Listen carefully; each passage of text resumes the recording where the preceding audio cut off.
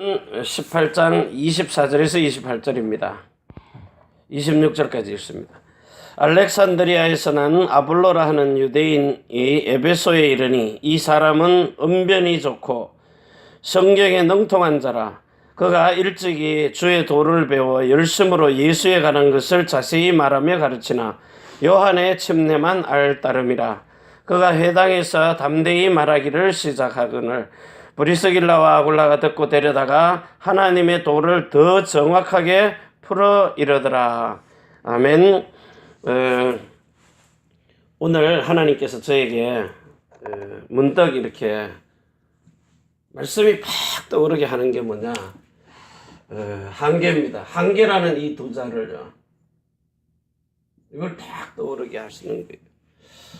그래서 이 한계가 도대체 뭔가? 한계, 인간이 가지고 있는 한계점입니다. 더 이상은 될 수가 없는 거죠. 이게 뭐죠? 이게 육신이란 말이에요. 육체를 가지고 있다는 거예요. 아무리 똑똑한 인간이라도 시대와 민족과 세계를 주름잡는 이런 그 똑똑함을 가지고 있어도 인간의 한계는 죽는다는 겁니다. 영생하지 못한다는 거예요. 이러니 실제로 살아있는 자 같으나 결국은 죽는 자거든요. 그래서 하나님이 우리에게 인간의 한계를 뛰어넘을 수 있는 하나님의 능력을 주시는 겁니다. 내게 능력 주시는 자 안에서 우리는 모든 것을 할 수 있느니라. 빌립보 4장 13절 19절요. 이 시간표 안으로 다시 말하면 이 흐름 속으로 들어가라는 거예요. 흐름이 있다고요. 흐름. 그래서 여러분이 이 복음의 흐름입니다. 구약에는 이 복음의 흐름이 모세의 율법으로 흘렀어요. 자, 이제는 이것이 고린도전서 9장 9절인데 모세의 율법을 따라 흘러다가 이제는 그리스도의 율법으로 흐른다는 거예요. 고린도전서 9장 21절이에요. 흐름이 있다고요. 복음의 흐름이 있어요. 다시 말하면 옛 언약으로 흐르다가 이제는 새로운 언약으로 흐른다는 겁니다. 그래서 이게 영감의 갑절이란 말이, 영감의 갑절이 뭐냐? 당신이 가지고 있는 그 영감의 갑절을 내게 주시기를 원하노라. 그 엘리사가 따라가잖아요. 따라가면서 당신이 가지고 있는 그 영감의 갑절을 내게 구하나이다. 열왕기하 2장 9절입니다. 열왕기 하 2장 9절이에요. 당신의 영감. 이걸 갑절이나요. 그래 내가 당신의 영감이 뭐냐? 어제 이제 미국 목사님하고 통화를 하면서요. 새벽 3시인데 제가 저녁 8시에 전화를 걸었어요. 우리만 생각해가지고. 새벽 3시에 벌떡 깨신 거예요. 그러면서 목사님, 복이라는 복이 진짜 복이 뭔지를 아느냐? 진짜 복이 베드로전서 4장 14절에 있는 하나님의 영광이 내게 임하는 이게 복이라는 거예요. 하나님의 영광이 내게 임하는 것. 그것도 뭘로요? 영광이 영으로요. 다시 말하면 성령이 내게 내 안에 임하는 걸 보고 복 중에 복이라는 거예요. 그 말이 무슨 말입니까? 성령 세례를 받아서 그리스도의 영이 내 마음 안에 들어와서 그 생명과 그 마음과 그 이름이 내 속에 들어있는 것이 최고의 영광이다. 그래서 요셉처럼, 요셉이 창세기 41장 38절에 하나님의 신에 감동된 자라고 그랬잖아요. 감동된 자. 다윗이요, 여호와의 신에 충만한 자라 그랬어요. 이거는 외적 성령입니다. 내 몸 밖에서 내 위에 있는 나의 신. 그런데 이 성령이 내 안에 들어오니까 이게요, 이게 안팎으로 충만한 거예요. 안에도 성령 충만, 밖에서도 여호와의 신으로 충만. 이게 더블 포지션이라는 거예요. 갑절의 영감. 이게 성령 충만이구나. 그래서 자, 이 사실을 이렇게 깨닫지 못하면은 실질적으로 여기 열왕기상 19장 10절과 14절이에요. 여기에 그 엘리야가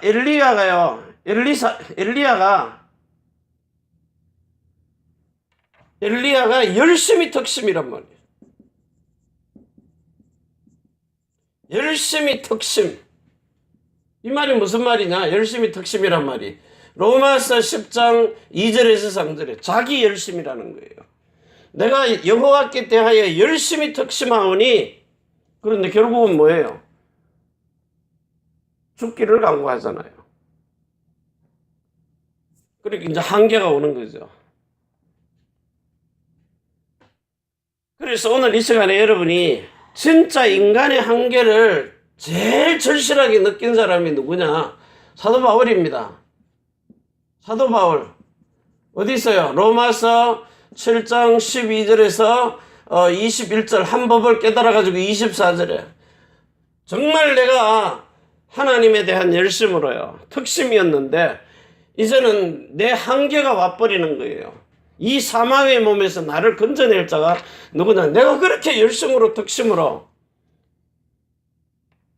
이 아볼로라는 사람이 25절에 가서 답이 나오잖아요. 사도 바울이 내가 그리스도 예수 때문에. 이게 지금 아볼로가 목사입니다. 목사님이세요. 목사님인데 여기 보니까 언변이 좋고 말 잘하고요. 그 변사라 그랬어요. 변사. 말 잘하는 사람. 목사님들이 하도 말을 잘하니까 언변이 능한데 말 잘하죠. 언변이 좋고 성경에 능통한 자라. 지식. 최고한 지식. 성경 진짜 경상도 말로 빠삭하게 알고 있어요.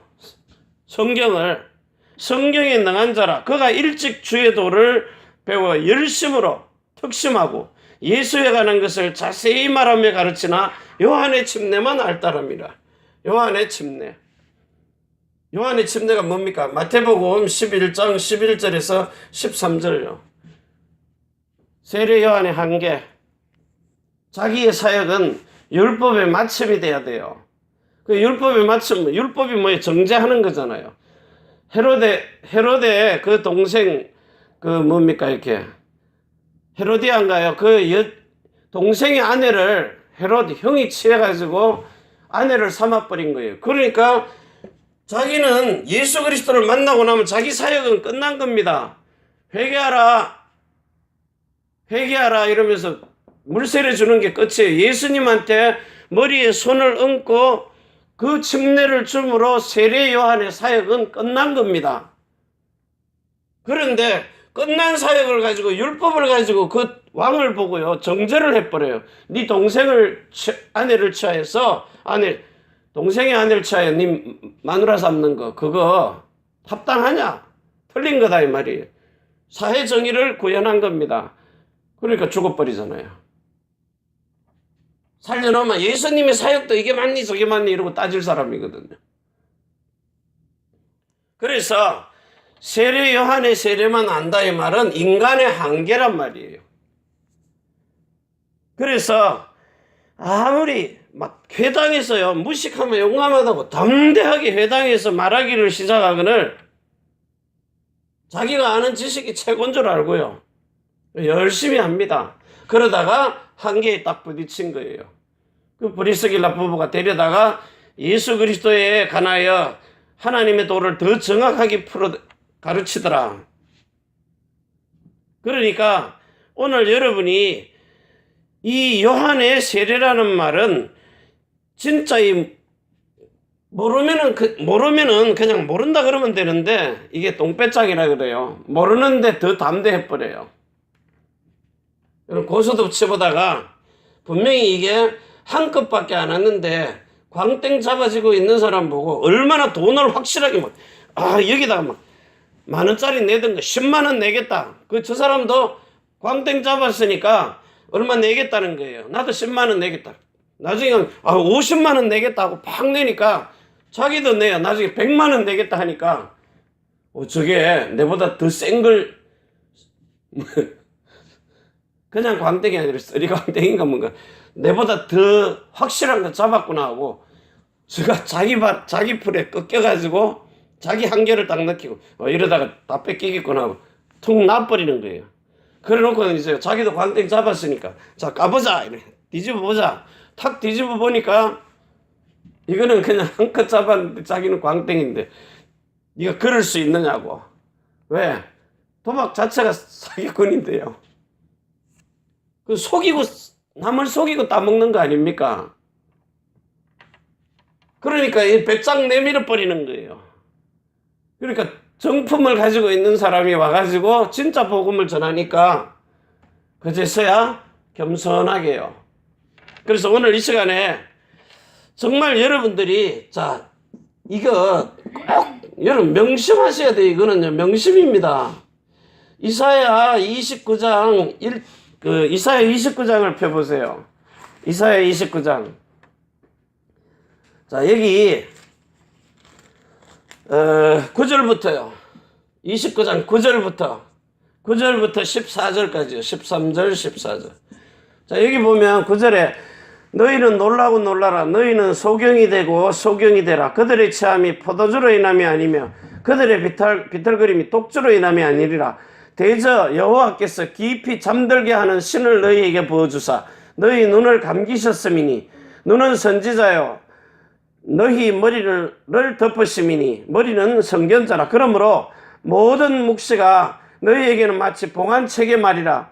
이것을 유식한 자에게 주며 이르기를 그대에게 청하노니 이를 읽으라 하면 대답하기를 봉하였으니 못하겠노라 할 것이요 또 무식한 자에게 주며 이르기를 그대에게 청하노니 이를 읽으라 하면 대답하기를 나는 무식하다 할 것이니라. 주께서 가라사대 이 백성이 입으로는 나를 가까이하며 입으로는 나를 존경하나 그 마음은 내게서 멀리 떠난다니 그들이 나를 경외함은 사람의 계명으로 가르침을 받았을 뿐이라. 그러므로 내가 이 백성 중에 기이한 일 곧 기이하고 가장 기이한 일을 다시 행하리니 그들 중에 지혜자의 지혜가 없어지고 명철자의 총명이 가리워지리라. 토기장이에요. 자기 마음대로요. 은혜 줄 자에게 은혜 주고 버릴 자에게 버리고. 그래서 진짜 이 인간의 한계에 딱 다다르면요 인간은 그때부터 자기의 그 깊은 속에 있는 본성이 나와버리는 거예요. 그래서 이 원죄 본성이 이제 자범죄예요. 여기다가 이제 조상죄까지요. 계속 플러스 돼버리는 거예요. 안 되는 나한테다가 안 되는 마누라, 안 되는 자식, 안 되는 시어머니, 거기다가 더 안 되는 친정 어머니, 포기인데 다 포기해가지고요. 안 되는 것만 계속 해버리는 거예요. 그러니까 결국은 이 원죄라는 거는 영의 생명이 살아있어야 되는데 살아있으나 죽은 자. 우리 살았다고 하는데. 그리고 본성의 죄는요. 혼에 있는 마음과 생각이 완전히 미워만 해도 살인하는 거예요. 탐심만 가지도 도적질한 거라 그러는 거예요. 음란을 품었느냐 간음했느니라. 그래가지고 이게 행동으로 나오는 겁니다. 품행의 죄요. 이거는 조상의 과거 죄까지요. 대물림이잖아요, 이게요. 영적 DNA라 그래요. 그래서 인간의 한계에 딱 부딪혀버리는 거예요. 왜? 언약의 흐름이 있는데. 그래서 아무리 뭐 하늘에서 불을 내리고 재단에 불을 태우고 해도 인간의 한계에 딱 부딪히는, 나를 죽여주십시오, 이런 한계에 부딪힐 때 자기의 열심이 특성 가지고 한 건 하나님하고 아무 상관이 없다는 거예요. 그래서 인간의 한계는 이게 마음으로는 실제로 안 되는데 입으로만 경상도 말로 동동 떠는 겁니다. 말 잘합니다. 내가 하도 말을 잘하길래 오늘의 변사는 누굽니까? 오늘의 변사는 니신지요. 우리 동문들 쭉 모이는데 선교사님들 또 합숙을 시킨대요. 그래서 오늘의 변사는 니십니까? 상판떼기 하고 좀 보여주삼. 상판떼기. 얼굴 좀 보여주. 왜? 똑같은 한계 있는데 조금 잘 된다고 나는 이렇게 되고 있다는 겁니다. 진짜 한계 옵니다. 나중에 가보세요. 진짜 한계가 와가지고 나중에는 내가 뭐하고 살았지 이러고 딱 나자빠져 버려요. 그때에 여러분이 답을 줄 수 있는 사람. 자, 오늘은 제일 먼저 각인입니다. 사람이 사람을 아무리 기가 막힌 방법으로 시스템으로 훈련을 시켜놔도 인간은 인간을 바꿀 수 없다는 것이 하나님의 결론입니다. 인간은 인간을 바꿀 수가 없어요. 성령이 오셔서 그 돌같이 굳은 마음을 고기와 같이 부드럽게 바꿔놔야 돼요. 여기 이제 일본어 성경 해석이거든요. 한국 성경은요, 굳은 마음을 하여버리고 부드러운 마음 줄 것이다. 근데 일본어 성경 돌같이 딱딱해진 굳은 마음. 왜? 돌비에다가 율법 새겨놨거든요. 신비에다, 마음비에다가 복음을 새긴다는 거예요. 올바른 복음을요. 그래서 이 각인이란 말은 여러분 잘 보세요. 한자를요. 각인. 후벼 파서 새긴다는 거예요. 내가 색소폰을 사는데 각인이 뭔 말입니까? 이 촉구구라 그래요. 촉구, 조각을 하는 걸 보고요.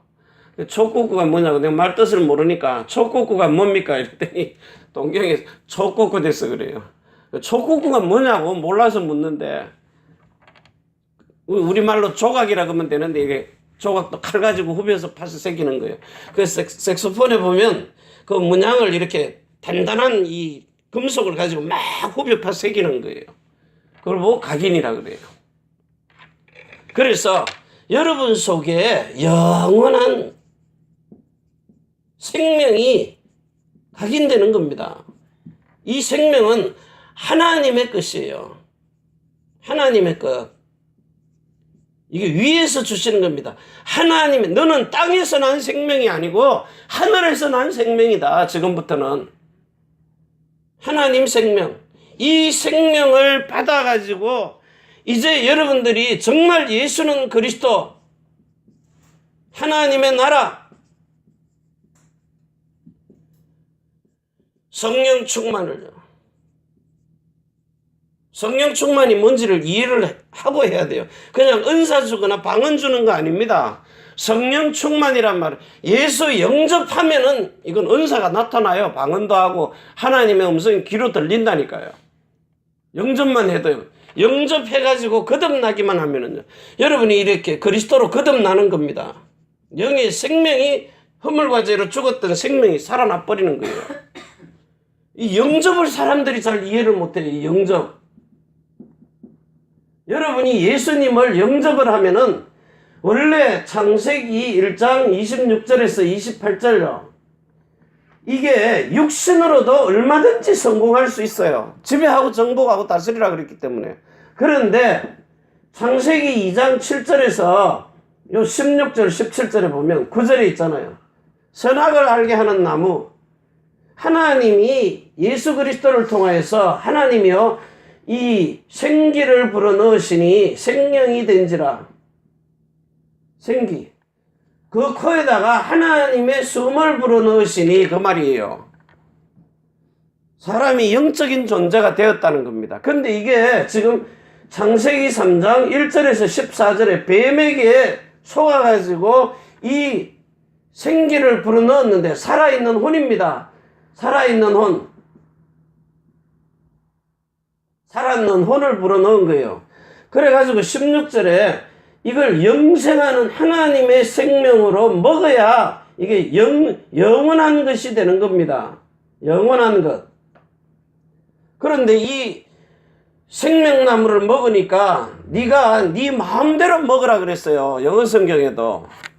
선악과만 빼놓고요. 생명나무를 열매는 먹으라 그랬어요. 그런데 이건 안 먹고 뱀의 유혹을 받아서 선악과를 따먹는 바람에 살아있는 혼이 있잖아요. 하나님의 생명과 마음과 자기 이 몸의 육신의 몸의 이름, 이게 다 죽어버렸다는 거예요. 하나님에게 준 생명이요. 그래가지고 육신의 마음과 생각과 생명으로만 사는 겁니다. 자, 그런데 예수님이 오셔가지고 뭐라 그래요? 요한복음 20장 22절에요. 다시 숨을 내쉬면서 성령을 받으라 그러잖아요. 요때 못 받았던 거 이제 받는 겁니다. 예수님의 제자들이 3년 6개월 동안 따라다니면서 예수 믿었다니까요. 그 믿음을 보고 이거라 그래요. 신자. 이 신자란 말입니다. 자기가 좋아서 믿는 거예요. 사도행전 2장 41절에요. 예수 그리스도를 증거하니까 이게 맞는가 보다 하고 믿어버리는 거예요. 자기 믿음으로. 그런데 두 번째는요. 신자가 있어요. 내가 오만때만 귀신 다 섬겨봤는데 저 기독교에 있는 이 신이 나는 하다가 다 망해버렸거든요. 교회 가서 저 신을 믿어야 되겠다. 자기 유익을 쫓는 신을 보고 디모데후서 4장 13절이에요. 4장 그냥 3절에 3절 4절에 자기의 유익을 쫓아 자기의 길을 즐겁게 하는 신을 쫓아다니는 거예요. 사도행전 16장 16절에서 19절에 보니까 자기의 이익 소망 끊어지니까 예수님도 대적해버려요. 이 사람은요. 예수님 내가 이렇게까지 했는데 이럴 수가 있느냐고. 나 이제 안 믿어요. 이게 귀신 신자예요. 우리 신은요. 하나님을 제대로 믿는 이 진짜 하나님 신. 이런 하나님의 아들들이 돼서 믿는 거예요. 그 아들의 믿음으로 믿어버리는 거예요. 그래서 숨을 내쉬면서 성령을 받으라 하니까 이때 못 받았던 거예요. 창세기 2장 16절에 못 먹었던 거를 창세기 3장 15절부터요. 24절에 이 생명나무를 이제 먹게 하시는 거예요. 자, 이래가지고 여러분들에게 성령으로 나은 자 되도록 하나님의 생명으로 태어나 버렸어요. 그래가지고 하나님의 나라가 어디 있느냐? 네 마음 안에 임하는 겁니다. 성령이 내주해 계시다가 영속에 성령이 여러분의 마음속에 성령 세례를 베풀어 하나님의 아들로 나아가지고 아버지의 말씀에 복종하도록 성령이 인도를 하시는 거예요. 그리고 여러분의 몸을 통해서 성령의 충만을 주시는데 이 충만을 성령이 예수 이름으로 가지고 오시는 거예요. 그래서 여러분의 몸에 역사를 일으키는 겁니다. 성전에서 예수 영광 이름이 나타나도록 이름이 나타난다. 영광이 나타난다. 그분의 마음이 나타난다. 그분의 생명이 나타나 버리는 겁니다. 자, 이걸 가지고 여러분들이 이제 두 번째요. 천명으로 받으라는 거예요. 여러분이 갈보리산, 감남산, 마가의 다락방 여기다가 하나님이 주신 새로운 언약을 천명으로 받아버리라고요. 그걸 내가 할 수 있도록 이게 사명입니다. 전 세계 이걸 전하러 다녀야 하나님이 세계의 끝이 오는 거예요. 전략과 방법이 맞아서 전도되는 것하고 하나님이 원하시는 두 번째 언약 영원한 생명을 주기 위해서 성령의 세례를 주기 위해서 가는 제자가 따로 있다고요. 그래서 마태복음 28장 16절에서 20절은 아버지와 아들과 성령의 이름으로 가서 물세례 주는 겁니다. 세례 요한의 물세례. 마가복음 16장 15절에서 20절은요. 너희가 가서 세례를 주란 말은 귀신을 내어 쫓고 뱀과 정갈을 밟으며 원수의 모든 능력을 제할 권능을 하나님의 나라 왕권을 가지고 오신 권능으로요. 성령 세례를 받도록 하는 세례란 말이에요. 마음의 할례인 성령 세례요. 이 축복을 가지고 이제 여러분들이 진짜 세 번째요. 이 에베소서 2장 7절에서 8절 9절에요. 오는 여러 세대에 그것도 풍성한 하나님이 주신 이 풍성한 은혜를 깨달아서 이제 행위나 열심이 아니고요. 지혜와 계시의 정신을 에베소서 1장 13절에서 19절, 17절에서 19절 지혜와 계시의 정신을 주사 이것을 여러분 보고 깨닫게 하시는 거예요. 그래서 에베소서 3장 9절에서 11절에 이 축복을 실질적으로 전 세계 모든 열방에 가가지고 전가할 수 있도록 너희 마음에 계시게 합시고 뿌리를 받고 그 깊이와 넓이와 풍성한 것을요. 자, 이게 각인입니다. 여러분의 영의 생명 속에 영원한 생명이 각인돼 버리는 거예요. 자, 그리고 두 번째요. 이제 뿌리입니다. 자, 이 뿌리는 여러분 속에 정말 생명의 근원이 있느냐. 이 근원이란 말이요. 솟아나는 샘의 시작입니다. 생수가 흘러나오는 시작. 나무의 그 뿌리의 근본 뿌리입니다. 그루터기라는 말이에요. 나무에 뿌리가 있는데 그 뿌리 속에 진짜 뿌리가 있다니까요. 그래서 정말 이 생명의 근원이 요한복음 7장 37절에서 39절이에요. 네 배에서 솟아나야 돼요. 솟아나리라. 생수가요. 이 생명수가 솟아나야 수가성 여인처럼 사람을 살리는 거예요. 내 자신도 살고요. 그래서 두 번째요. 잠언 4장 23절에 물어 지킬 만한 것보다 네 마음을 지켜라. 생명의 근원이 여기서 남이라. 이에서 남이라. 이거 가지고 진짜 여러분들은 하나님의 아들들이 되는 이 뿌리가 여러분의 근본 뿌리가 누굽니까? 이 로마서 8장 29절 로마서 9장 29절요. 그리고 히브리서 2장 10절에서 11절. 여러분들은 그리스도의 형제라고 부르기에 부끄럽지 않은 하나님의 아들들로 이제는 여러분들이 로마서 1장 3절에서 4절에 하나님의 아들들로 인정됨입니다. 성령 세례가 마음에 임한 사람은 하나님의 아들들로 인정돼 버려요. 요게 갈라디아서 4장 1절에서 4절입니다. 요 때를 기다리는 겁니다. 성령 세례가 마음으로 임할 때가 있어요. 그래서 정한 때까지는 후견인 청직이 알아주는 겁니다. 아주 재벌가가 변호사를 시켜서 이 아이가 요때 자랄 때까지 내 재산을 당신이 관리해라. 똑바른 변호사라면은 사기 안 치고 아들이 장성하면 줘버려요. 그때가 되면은. 그래서 이제 세 번째요. 이제 체질입니다. 이 체질은 여러분이 이 영원한 생명을 가지고 있다면은 이제는 여러분에게 새로운 이 뿌리인데 이 뿌리가 여러분의 마음 속에 박혀 있어야 돼요. 네 마음의 뿌리를 받고 여기 이제 에베소서 3장 17절입니다. 자, 뿌리가 박히면은 이제 예수님의 이름으로 사는 체질이요. 이름. 예수 이름으로 사는데 여러분에게 주신 새로운 이름. 내 이름으로 사는 게 아닙니다. 그래서 이 틀렸지만 가톨릭에서 영생명 주는 거예요. 그 새롭게 태어난 사람. 그 맞다는 게 아닙니다. 새로 태어난 이름을 주는 거예요. 그게 잘못된 이름. 우리는 예수 이름을 준다니까요. 뭐 갑자기 뭐 이순자가 마리아 되는 거 아닙니다. 그런 말 말고요. 예수님의 이름을 여러분 안에 속에다가 넣어두는 거예요. 요게 고린도전서 3장 16절에서 17절인데 이 말을 또 이제 이해가 안 되는 거예요. 예수님의 이름을 네 안에 집어넣었다 이 말은 열왕기상 왕상 8장 9절에서 11절이에요. 예수 이름이 뭡니까? 사무엘하 6장 2절에 여호와로 이름하는 괴 그랬어요. 여러분 이 괴 법궤입니다. 하나님의 말씀 담아놓은 법궤요. 이걸 보고 정극궤라 그래요. 이걸 보고 이제 언약궤라 그래요.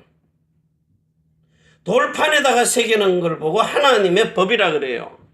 돌판에 들고 있었던 거를. 그래가지고 이제 성막을 만들어가지고 성막에다가 집어넣어 놓은 걸 보고 정극궤라 그래요. 언약을 그 궤 안에 법궤를 만들어서 집어넣어 예수 이름 안에 집어넣어 놨어요. 요 예수 이름 안에 하나님의 법 10계명이 들어있어요. 그걸 크게 말하면 하나님 사랑하는 사랑으로 네 이웃을 사랑하라는 겁니다. 요걸 마음에다가 줄 테니까. 그리고 요게 성령으로 내 마음 안에 딱 들어온 걸 보고 내 몸이 언약궤라는 거예요. 이게 성전이라는 겁니다. 내 몸이. 뭣도 모르고 그냥 성전. 하나님의 언약 예수 이름을 여호와의 이름 예수잖아요. 시편 1편 8편에 시편 8편 1편을 보세요. 주여 여호와의 이름이 어찌 그리 아름다운지요. 여호와의 이름은 예수다 이 말이에요. 이 이름을 내 안에 딱 집어넣으니까 내 몸이 거룩한 성전, 언약궤를 담은 성전이라고요. 그래서 살아있는 교회라 그래요. 살아있는 교회. 자, 이 교회를 여러분 몸 안에다가 딱 집어넣어 놨어요. 살아있는 교회로. 예수 이름을. 자, 이걸 가지고 여러분이 가지고 있는 이런, 자, 이 사실을 할 때 여러분이 영적 썸이 되는 겁니다. 자, 요거 가지고 여러분이 가지고 있는 기능, 경제, 이게 썸이 되는 거예요. 복음 아무리 전하러 돌아다녀도요, 요 새로운 언약이 아닌 다른 복음을 전하면 저주를 받을지어다 그랬어요. 갈라디아서 1장 6절에서 9절에요. 쉐큰 다 해놓고 나중에 가서는 하나님 왜 이럽니까? 하고 진짜 나자빠진다니까요. 나자빠질 때는, 양이 나자빠질 때는 딱 한 군데밖에 없어요. 여러분이 양입니다. 에스겔서 34장 1절에서 31절입니까? 여기 있는데 특히 34장 14절 15절이에요. 내가 내 양으로 배불리 먹게 할 것이다. 어린 양이 자빠질 때는 딱 한 군데밖에 없어요. 시편 23편 1절에서 3절 6절까지입니다. 쉴만한 그 푸른 초장 쉴만한 물가로 들어가서 자기를 잡아먹는 해로운 이 사자 짐승이, 해로운 짐승이 없어야 돼요. 자기를 잡아먹는 짐승이. 그리고는 그 다음에 또 뭡니까? 해충, 병충해가 없어야 돼요. 양이 자빠질 때는 병충해, 무서운 짐승, 그리고는 자기네들끼리 다툼이 없어야 돼요. 서로 치고받고 없어야 돼요. 그리고 푸른 풀을 많이 뜯어먹고 물을 먹어서 배가 불러야 요 어린 양이 그때 안심을 하고 가닥 자빠지는 거예요. 요게 눕는 겁니다. 이게 안식이라 그래요. 그런데 이게 아닌 다른 열심 가지고 자빠지니까 이게 내가 스스로 자빠져 버리는 거예요. 왜? 한계에 딱 부딪히니까. 오늘 아침에 제가 이렇게 일어나가지고 샤워 딱 하는데 한계. 침대에서 딱 일어나는 순간에 한계. 마음에 선명하게 주시는 거예요. 그래서 진짜 여러분 인간의 한계를 뛰어넘을 수 있는 게 내게 능력 주시는 자 안에서 내가 모든 것을 할 수 있느니라. 시간표 따랐어요. 요 빌립보 4장 13절에서 19절. 이게 위에서 태어난 사람입니다. 위에서 주시는 능력. 이게 21가지에 예수 그리스도 하나님의 나라 오직 성령 이 21가지를 가지고 여러분들이 정말 이제는 전체 62가지인데 다른 것 없으면 말씀과 기도와 전도가 되어지면 돼요. 그런데 이게 내가 안 된 상태에서 들은 것 가지고 하려니까 한계에 부딪힌다는 거예요. 여러분은 진짜 사람 살리는 이런 축복의 사람들입니다. 복덩어리라니까요. 너는 복의 근원이 될지라. 모든 것의 시작이 되는 어떤 사물이든 어떤 형태든 어떤 물건이든 간에요. 생수의 근원이 되는 이런 축복을 누리시기를 바랍니다. 기도합니다. 하나님 감사합니다. 이 주신 축복을 자손의 천대만대 영혼으로 누리게 하옵소서.